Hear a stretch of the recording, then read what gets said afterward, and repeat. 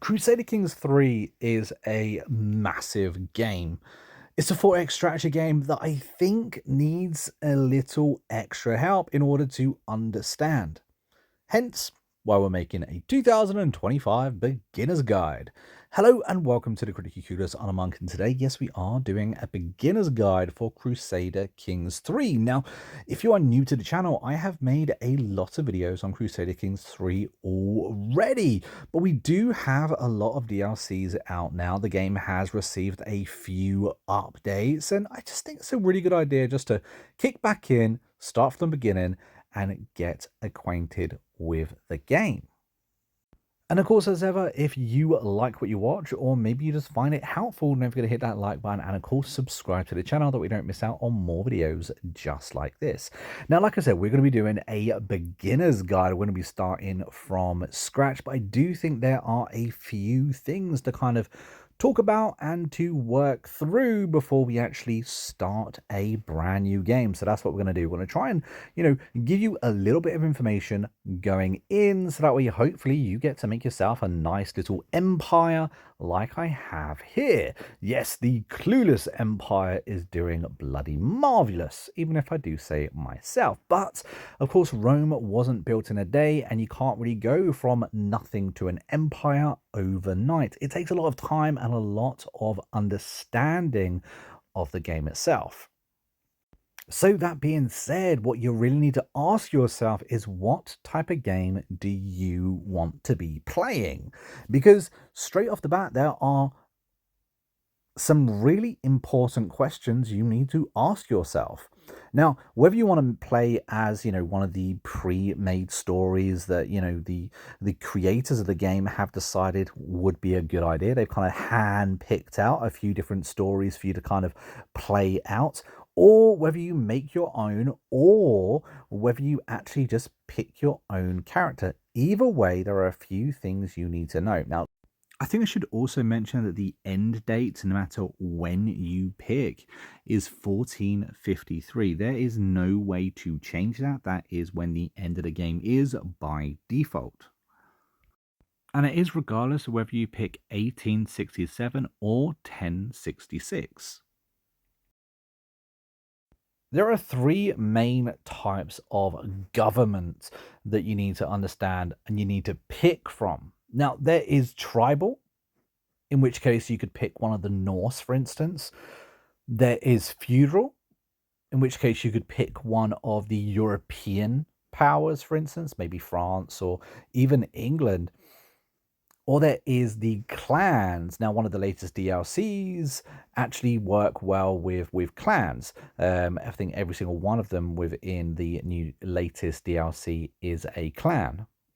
Now, this may mean absolutely nothing to you right now, and that's fully understandable. What you need to know is this.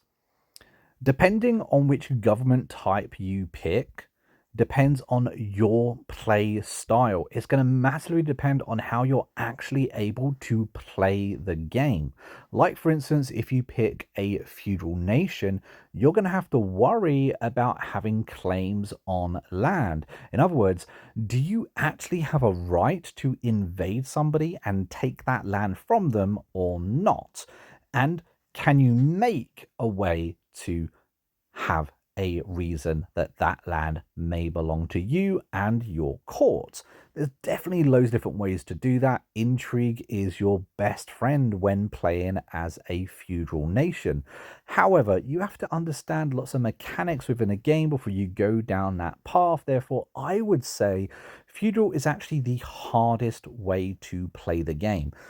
Keep that in mind. One of the easiest ways to play the game would be tribal. Tribal is amazing for being able to just take the land that you want, because of course they merit and respect action. They respect you taking land off enemies or even warring with your own kind. Therefore, playing as the Norse is probably the easiest way to play the game. Not to mention, you can also do raids playing as the Norse and of course get a lot of money rather quickly. Now, regardless whether you play as a clan or tribal or feudal, each individual government type has its own currency used in order to wage war, for instance, or of course, that being your troops. Sometimes it's prestige, or sometimes it's gold, or sometimes it could even be faith as the main priority of income that you need to focus on. And although some of this may be going over your head, I can promise you that the biggest and best tip that I can give you today is to play according to the playthrough that you have selected. That means pick who you want to play as wisely, look at what makes up their makeup, how they would like to play, and play accordingly. And a little bit later, all of that will make a lot more sense to you. But at the moment, just remember that if you want to be a bit of a git, you're gonna have to have a character that suits just that. That being said, you may be tempted to create a character, which is absolutely fine. You can have a lot of fun doing that, even with being able to still get achievements. Now, some of the main things you need to be looking at is diplomacy, martial, stewardship, and so on. Now, if you are right at the beginning of the game, I would recommend you put most of your points into martial. That way you'll be able to find the battles just a little bit more helpful. A high martial can give you some seriously good perks.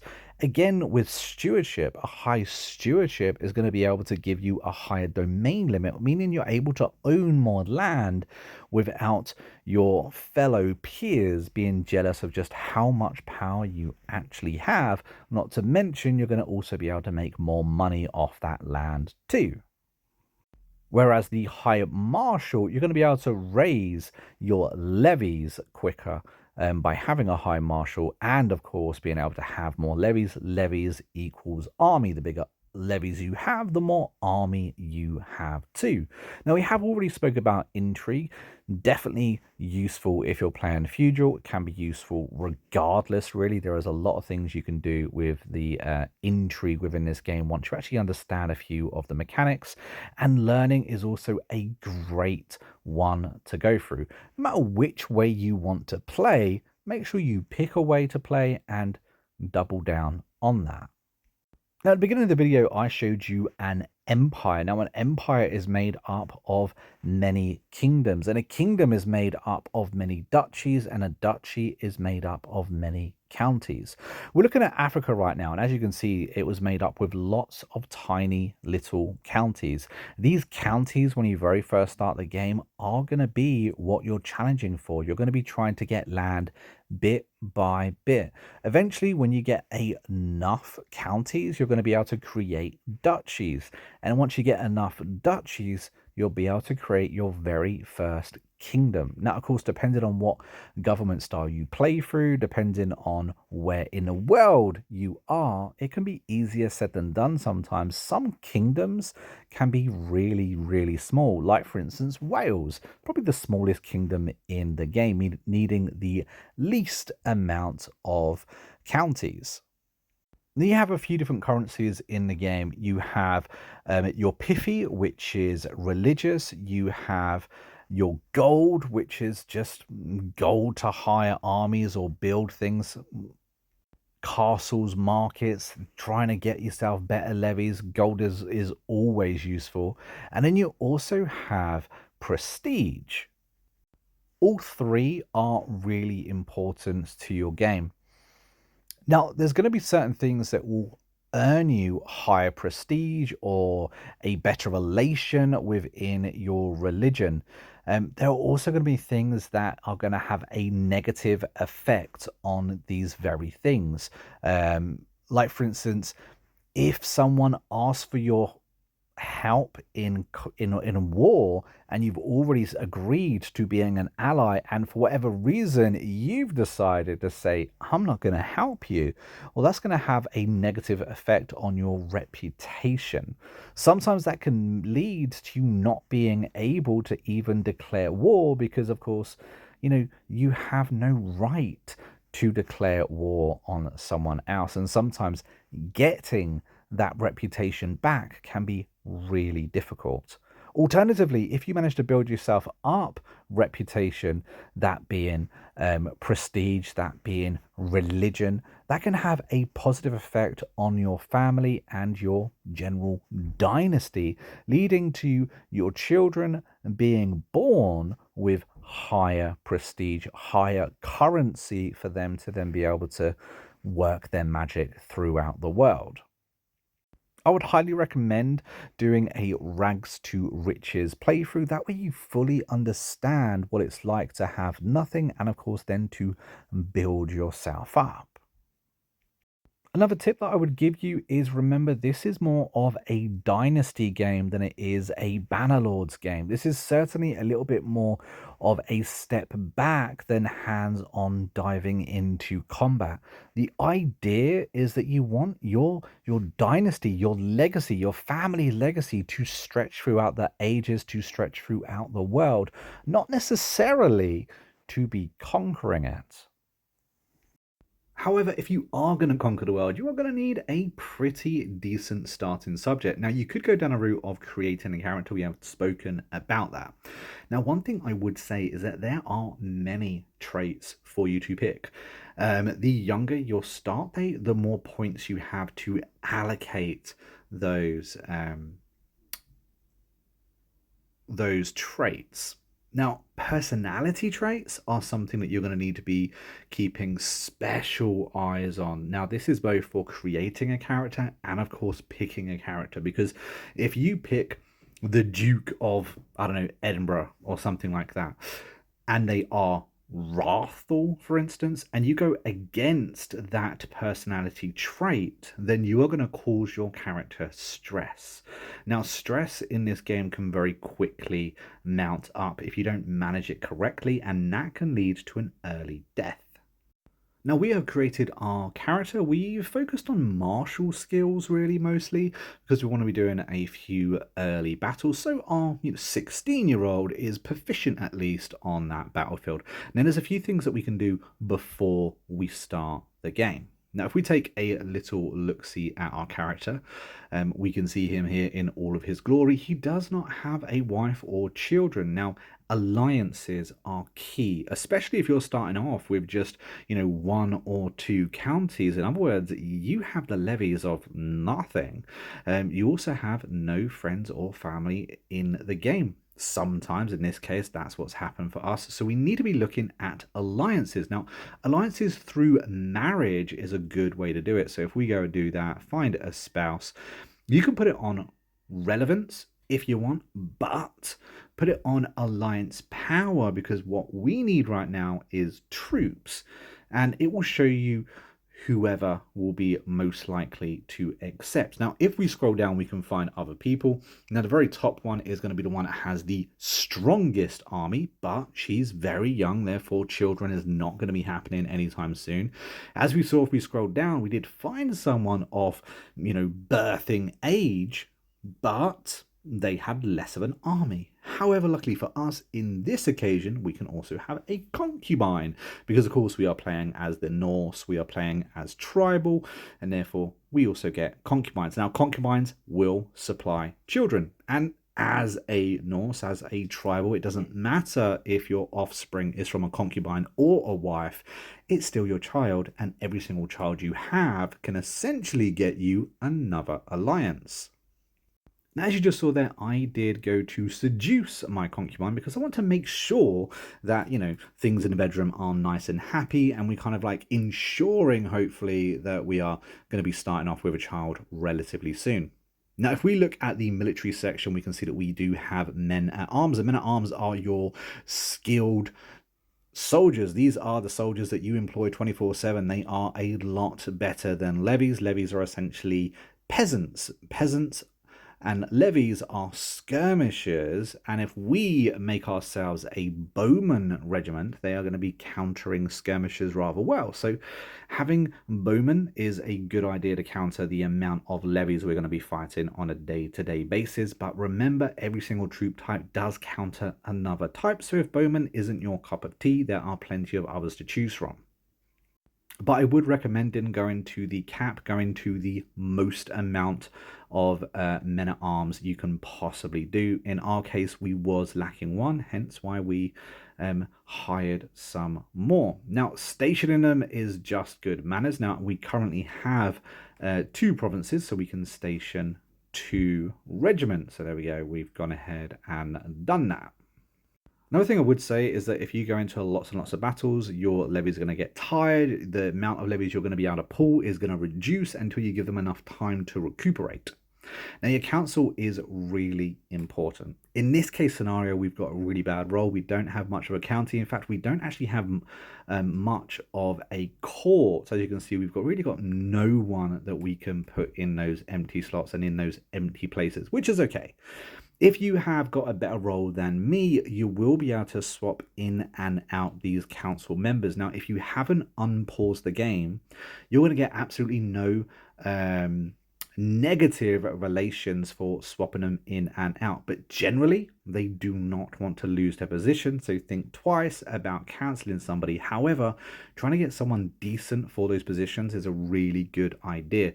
Whoever is looking after your religion, you really want them to like you. As you can see, our clergyman currently does like us, and our spy master is also most important. We want our spy master to like us and not try to stab us in the back. So try to make sure that your council members actually do like you.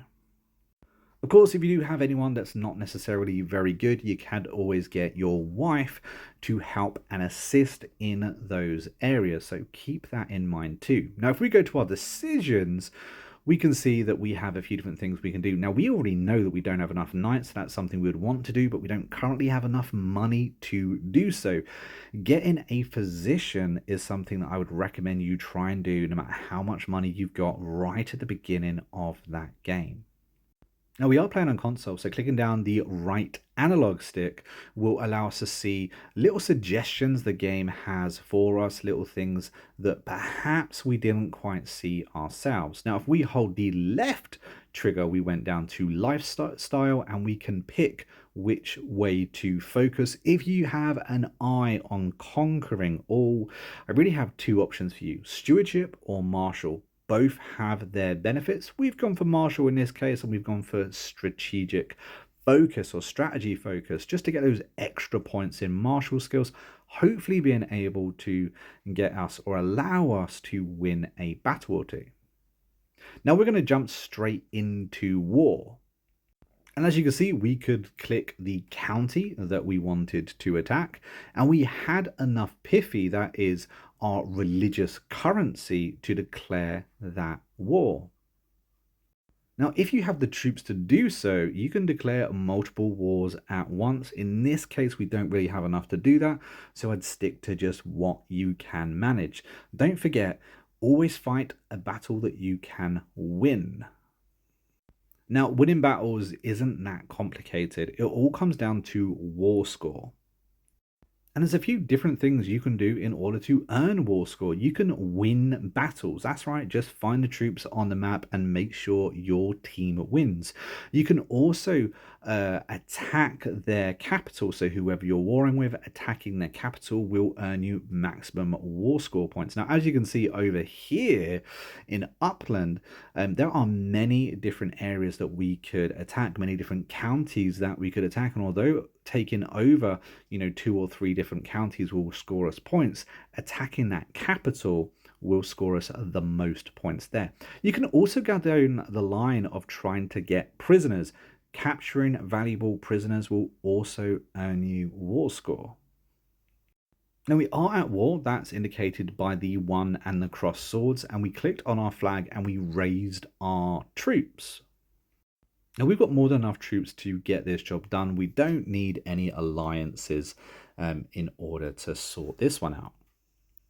Now, as we unpause the game, we've got a few different things that have popped up that we popped in line before this war. So we've just hired ourselves a physician. Now let's go over and take over. We're going to siege the capital. Now, as we can see, the enemy has gone off. They're running away. They're probably going to go ahead and attack our capital now. So let's see what's happening. No, they've gone ahead and attacked us and immediately lost. Now, well, we are on times 5 speed.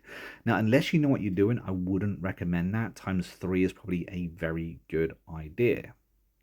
And as we brought up the actual war screen, we can see how the battle is going. If you hold on to the left analog stick, it will bring up this little cursor, and we can see where we've earned score. We've earned score because essentially we've won a battle.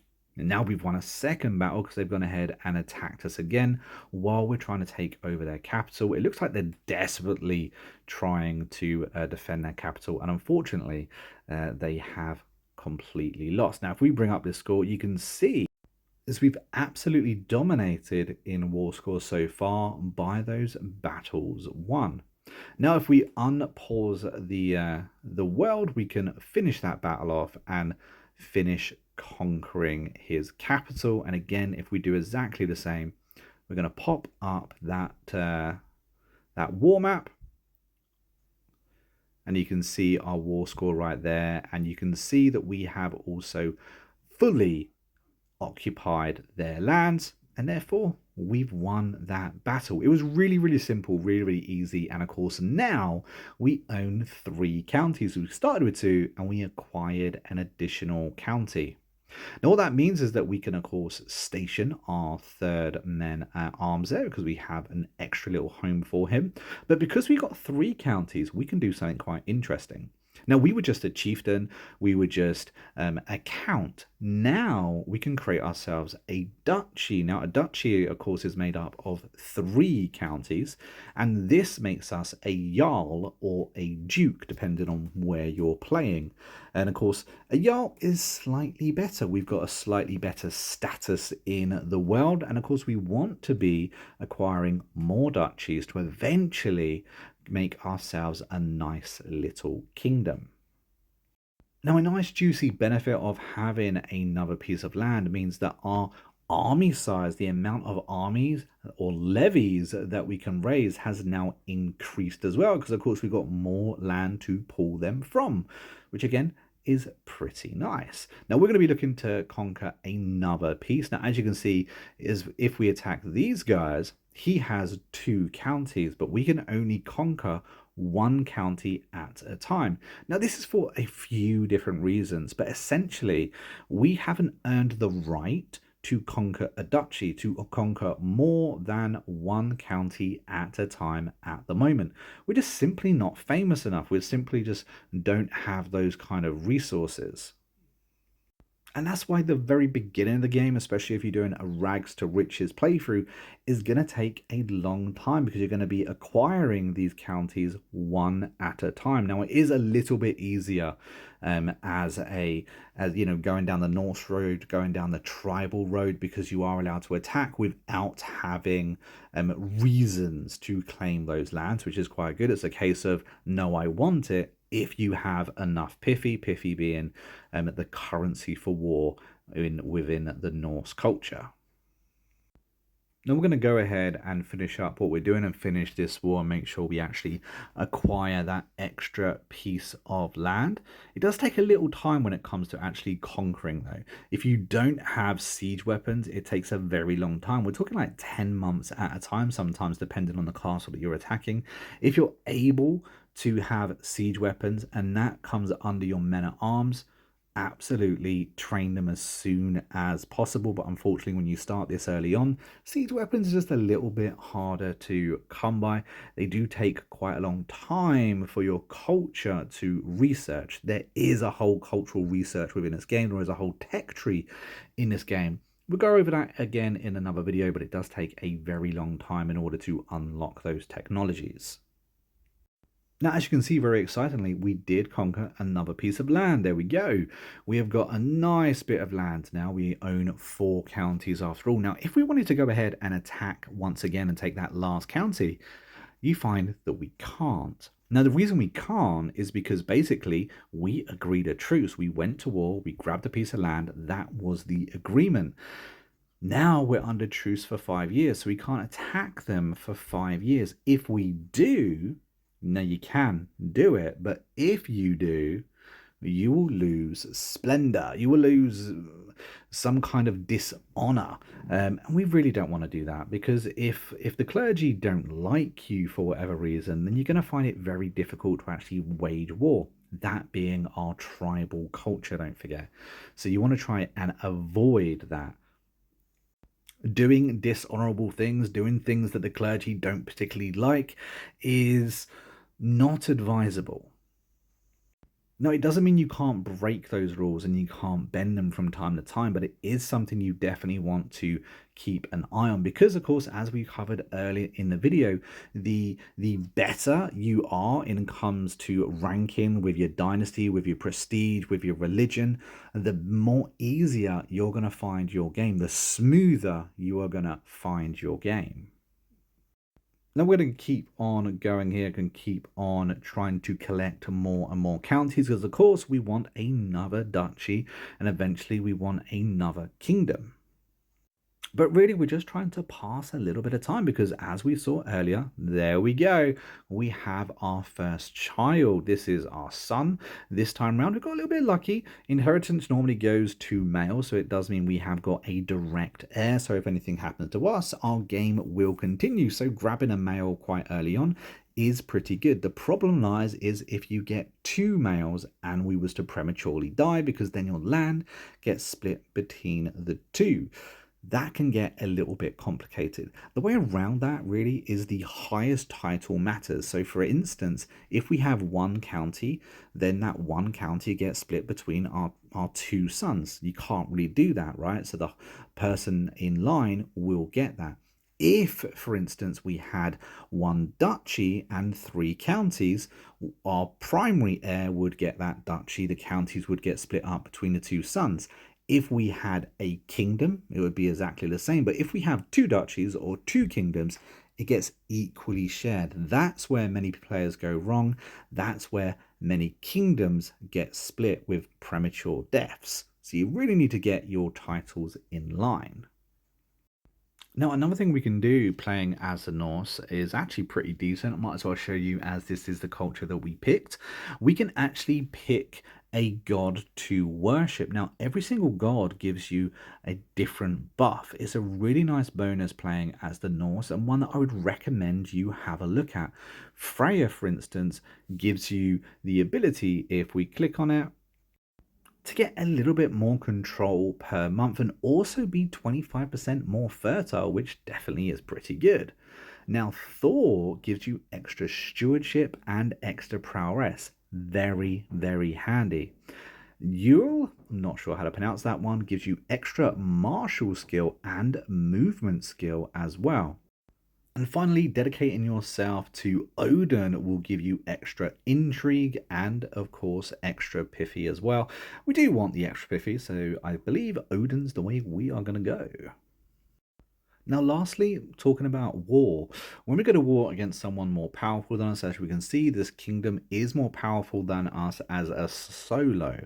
Our power rating there is represented by the allies that we can call. Now, if we click on the hints and go to suggestions, you can see the people that we can bring into this fight. Now, they won't always come, especially if it is against, for instance, their liege. They're someone that they're supposed to be swearing fealty to.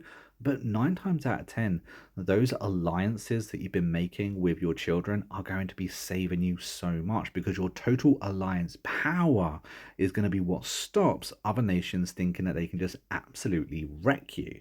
So building up multiple alliances all the time, being able to have those extra children in order to get those alliances, swells your numbers and keeps other people off your back. Now, we fast forwarded a little bit of time here. And if we look, we can see that we have accumulated 9 different counties when we're supposed to only have 4. And if you look, the income that we have coming in is quite awful. The reason is we're completely over cap. We should not have 9 different domains. Our domain limit is 4. And because we are so high, it means that's affecting our taxes. That's also affecting our levies, which is going to have a negative effect on our kingdom in general. So it's a good idea to pass the buck. Give those counties to whoever you want within your kingdom. Now, I personally like giving it to family members. I think that's a really good idea. It keeps all of those titles in the family. Not necessarily the most stable thing to get to do. Of course, there are going to be quite a few issues with doing that, but it is something that I quite like doing, especially when it comes to kingdoms, making sure the kingdoms pass down to those family members. Now, the other thing you can do is give it to your council members. These are the people you trust after all. These are the best people within your kingdom. After all, they are your advisors. And you can essentially raise a lowly baron up into a mighty lord by simply granting them a title. Now, be careful about granting them too much power. That would be problematic.